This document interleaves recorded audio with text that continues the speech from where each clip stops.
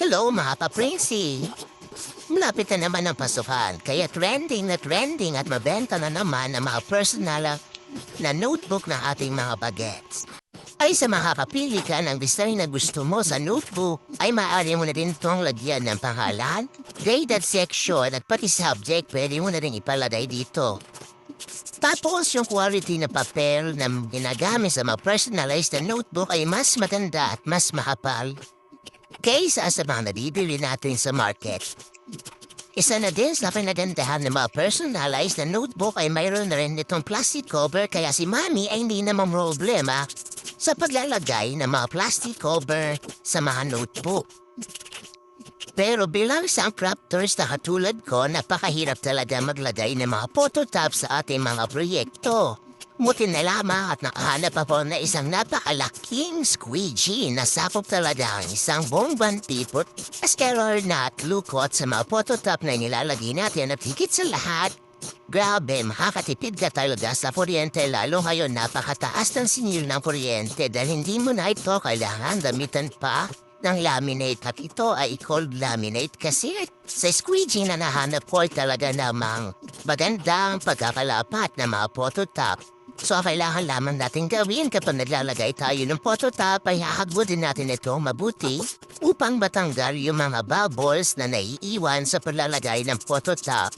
At konting ingat lamang din kasi alam naman natin na upang naglalagay tayo ng phototop at nagkamali tayo o na ito ay nagkaroon ng lukot, marisira na ang phototop pati na rin ang picture na nilagyan natin ng phototop. So, ang mangyayari ay magiging doble trabaho pa tayo dahil kailangan ulit natin print na panibagong picture.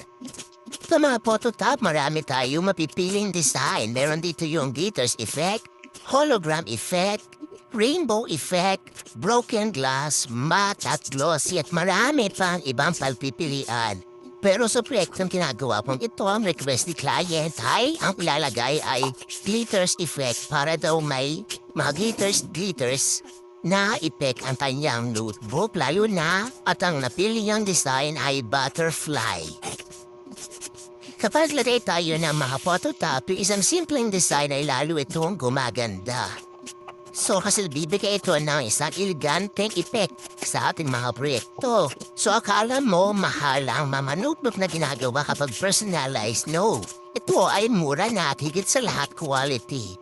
Lakas makayaman pero sa murang halaga. Tiyaga lang talaga sa paglalagay ng phototop at konting ingat dahil nga, sa tulad na sabi kanina, pangasira ay mababaliwala na ang ating mga pinaghirapan. So dito, nakikita niyo naman, dahil gamit ang ating malaking squeegee, hagod-hagod lamang at mas mapapabilis ang ating paggawa kumpara kung ito ay i-cold laminate pa natin na isa-isa nating ilalagay sa ating laminating machine.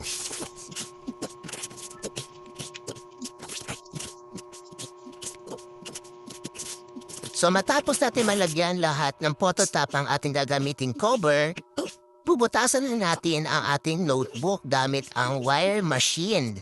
So after natin mabutasan, ito na ang ating finished product na notebook. So kitang-kita natin yung effect ng glitters phototop na inilagay natin. So kala natin mahal yung mga nabibili natin notebook kapag personalized. Hindi, mura lang siya kumpara sa nabibili natin sa market at ang quality ay hindi naman din papahuli. Salamat mga ka-Princey!